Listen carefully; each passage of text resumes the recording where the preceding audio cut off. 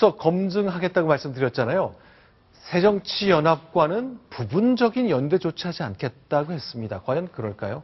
자, 문재인 대표 오늘 각별한 도시락 오찬을 했는데 이걸 두고 마음은 콩밭에 가 있다. 본업을 먼저 챙겨야 되는 것 아니냐라는 얘기 나오고 있습니다. 일단 안철수 의원 대전에 갔거든요. 대전 모습도 보겠습니다. 대전은 제게 고마운 곳입니다. 수도권 중심의 사고방식을 바로 고쳐준 곳이기 때문입니다. 카이스트 교수로 대전에 살면서 여러 지역에서 강연 요청에 흔쾌히 응했습니다. 박근혜 대통령의 인사를 한마디로 평가하자면 말과 행동이 일치하지를 않습니다. 책임을 맡는 행정부 인사는 너무나도 안이합니다. 정부 여당 제대로 견제하는 역할 하겠습니다. 네, 자 그러면요. 자 지금 여기에선 빠져 있습니다만 어제 이제 총선 앞두고 이제 창당 선언을 할 때 했던 얘기인데 그 얘기 관련 얘기 나누겠습니다. 자, 네, 저 장면 관련해서 이제 대전과 관련해서 인연을 굉장히 많이 강조했네요. 네, 그렇습니다. 네. 이 안철수 의원의 경우에는 카이스트에서 교수를 한 적이 있기 때문에요. 이 대전이 참 낯설지 않은 곳이기도 합니다. 그렇다면 이번에는 왜 대전이냐? 안철수 의원이 신당을 창당하고 나서 고향인 부산을 먼저 가고 그리고 찾아간 곳이 바로 야당의 심장인 전주와 광주였습니다. 그리고 대전을 찾았는데요. 대전은 두 가지 정도로 해서 중요성을 강조할 수가 있겠습니다. 첫 번째는 바로 이 한복판, 캐스팅 보트를 쥐고 있다는 거죠. 그렇기 때문에 대전에서 승리한 지역이 바로 제1당이 된다든지 큰 표차로 이긴다는 점을 말씀드릴 수 있고요. 두 번째는 지금 대전 같은 경우에는 지난 총선이라든지 지난 대선 때 대전 충남에서 박근혜 바람이 굉장히 강하게 불었던 곳입니다. 그렇기 때문에 이곳을 선점할 경우 수도권으로 이 영향력을 쭉 몰고 올 수 있다는 점, 그리고 대전은 무엇보다도 대덕연구단지가 있기 때문에 젊은 층이 많이 늘고 있다는 점, 여러 가지 다목적인 그런 포석을 가지고 방문한 것으로 알고 있습니다. 자, 전주, 광주에 의해서 대전을 방문했습니다. 그런데 이제 어제 총선 창당 선언할 당시 얘기를 좀 돌아가 봤으면 좋겠습니다. 주목해서 들으셔야 할 대목 저희가 음성으로 준비했습니다. 같이 확인합니다. 새정치민주연합과 연대에 대해서는 생각하지 않고 있습니다. 혁신을 거부한 세력과의 통합은 전혀 고려하고 있지 않다는 점 다시 한 번 더 말씀드리겠습니다. 내년 총선에서 부분적인 선거 연대나 후보 단일화 그런 것들 전혀 고려하지 않는 겁니까? 고려하고 있지 않습니다.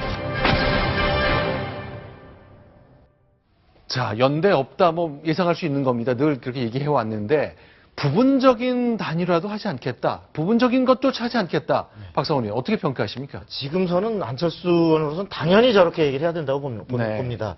만일에 필요에 따라 상황에 따라서 단일화할 수 있다. 이렇게 만일에 얘기를 한다면 네.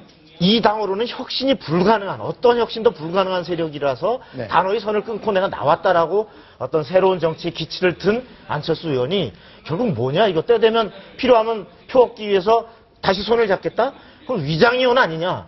이런 의구심에 휩싸이게 되면 지금 얘기하는 신당 창당의 대의 자체가 완전히 다시 흙탕물이 될 수 있기 때문에 네. 지금은 단호히 나의 노선 그리고 나와 함께하는 사람들의 어떤 이념 정책 새로운 어떤 이런 패러다임을 갖고서 국민들의 당당한 심판을 받겠다라는 얘기를 할 수밖에 없는 거죠. 자, 그런데 지금 그 질문 드린 이유가 있습니다. 한 2년 전쯤에 최초의 창당 선언을 하던 안철수 당시 옛 대선 예비 후보가 절대 민주당과 연합하지 않겠다 그랬거든요. 그런데 몇 달 뒤에 당으로 들어갔거든요. 네. 그러니까 제가 드린 질문은 저렇게 한 말, 선거가 다가오면 좀 바뀔 수 있는 겁니까? 그때가 지금 좀 다르다. 저는 적어도 당 차원에서는 바뀔 네. 수 없다라고 생각됩니다. 네. 그렇게 만일에 다시 하는 순간 안철수는 이제 그야말로 완전히 강판당하는 네. 이 전체적인 정치판에서 어떤 그나마 지금까지 아직까지도 지지하고 있는 이런 사람들로부터 완전히 지지를 철회될 것이기 때문에 네. 일부 후보들 선에서 네. 당 차원의 어떤 이런 것은 없지만 뭐 후보들 사이에서 자연적 단일화식으로 시도가 있을지는 모르겠습니다만 네. 적어도 당 차원에서 안철수 의원은 그렇게 하지 않을 것이라고 저는 생각합니다. 그런데요. 자, 이제 당 대표가 될 가능성이 굉장히 많습니다. 공천 과정에 주도하지는 않더라도 책임을 져야 되는 위치에 될 건데 자, 나는 이 저당과 연대하는 것 원치 않지만 각 후보들이 알아서 연대하는 것, 뭐 그건 할 수 없는 것 아니야라는 논리는 어떻게 해석해야 될까요? 그거는 당연히 그렇게 가는 수밖에 없겠죠. 왜냐하면은 2012년 총선 때도 민주당과 당시 민주통합당과 통합진보당, 통진당이 선거 연대를 했습니다만 네. 그 뒤에 종북 논란이 불거지면서 굉장히 연대 자체가 어려워졌죠. 그 이후에도 후보 대 후보 간이 연대를 한 적은 있습니다. 네. 계속 있었죠. 그때마다 중앙당에서는 이렇게 얘기를 했습니다. 중앙당 차원의 연대는 전혀 아니다. 왜냐하면 후보와 후보 사이의 일을 중앙당이 어떻게 뭐라고 할 수 있겠느냐. 가만히 있으면 새누리당이 어부지리를 할 수 있다는데 이것은 후보와 후보 간에 전략적으로 판단한 결과다. 이렇게 될 가능성이 대단히 높죠.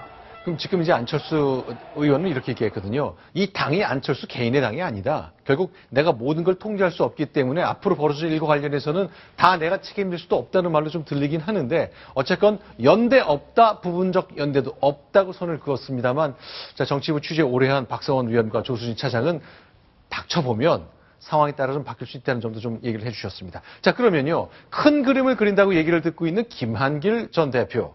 자, 오늘 MBN하고 인터뷰를 했는데 이런 얘기를 했네요. 그 얘기를 좀 점검해 봤으면 좋겠습니다. 연락 계속하고 있다. 내 역할은 안철수 의원과 새로운 가능성을 키워가는 것. 만약 그거라면 그렇게 하겠다. 결국 탈당이 뭐 시간 문제인 것처럼 보이네요. 그렇습니다. 이 김한길 의원의 경우에는 작년 3월 2일에 안철수 의원과 새정치민주연합을 공동 창당하겠다고 선언했습니다. 그러니까 한마디로 함께 같은 배를 탄 신세인 겁니다. 그렇기 때문에 김한길 의원은 안철수 의원과 같이 갈 수밖에 없다는 분석이 굉장히 많고요. 다만 김한길 의원의 경우에는 수도권을 중심으로 한 비노계 수장이기 때문에 김한길 의원이 탈당하게 될 경우에는 동반 탈당이 될 것이고 이것은 곧 새정치민주연합의 분당 사태를 의미합니다. 자, 일단 입원했던 박지원 의원 한 일주일 동안의 병원 생활을 마치고 이제 밖으로 나왔다 그러는데요.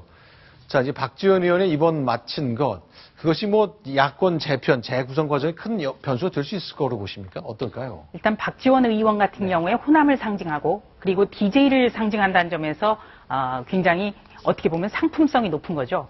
그런데 이 박지원 의원 같은 경우는 추석 전부터 탈당을 계속해서 검토해왔다는 게 이제 박지원 의원 측의 얘기고요. 박지원 의원도 9월 말부터 공천보다 중요한 것은 민천이다. 이렇게까지 얘기를 해왔습니다. 네. 그러나 지금 이 어떻게 보면은 탈당의 시기를 좀 놓친 그런 측면이 굉장히 많죠. 그러니까 네. 안철수 의원 같은 경우는 이른바 안철수 혁신안 내용대로라면 어떻게 하면 이 박지원 의원은 갈 수 없는 그런 상황이 되어버렸거든요. 네. 그렇기 때문에 굉장히 마음에 지금 고민도 굉장히 크고요. 네. 또 탈당을 하게 되더라도 안철수 신당에 바로 가기보다는 네. 일단 무소속으로 계속 한동안 잔류하고 있을 가능성이 높아 보입니다. 자, 일단 박지원 의원은 지역구인 목포에 있는 보혜저축은행에서 돈을 받았다는 혐의 때문에 1심에서 무죄 났다가 2심에서 유죄 났거든요.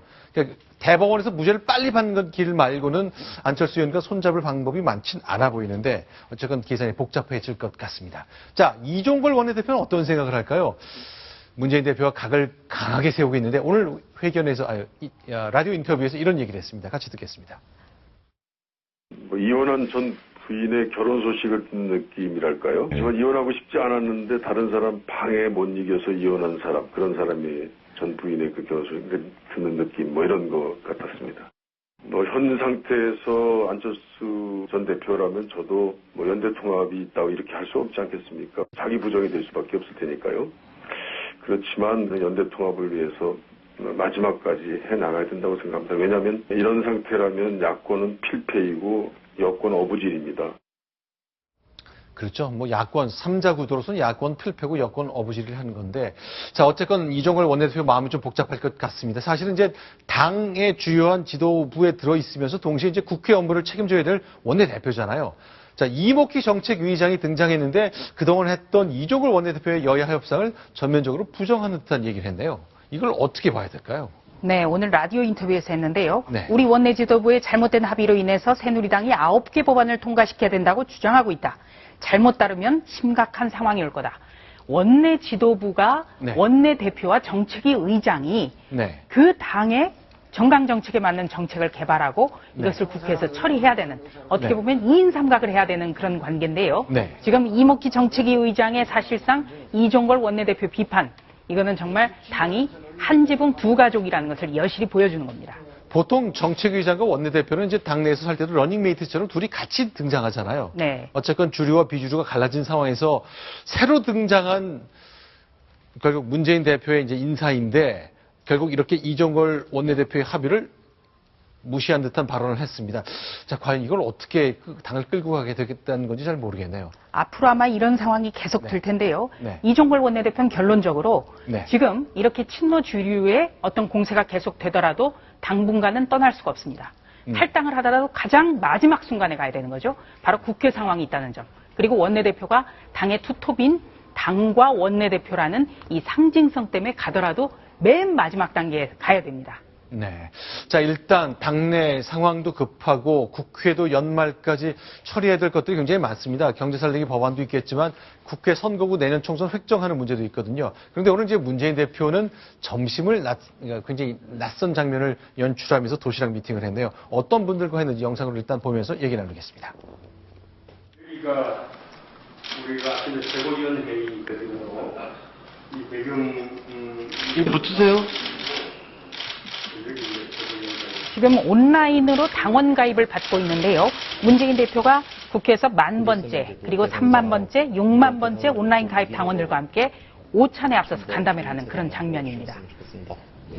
좋은 세상 만드는 여당. 어찌 보면 오히려 우리 당이 잘 못하기 때문에 좀 더 좋은 정당 만드는 데 힘을 보태자 그런 생각으로 참여해 주시지 않았을까 생각하거든요. 열심히 노력하겠다는 말씀을 드리고. 제가 얼굴이 커가지고요. 제가 대답할 거 아니고요.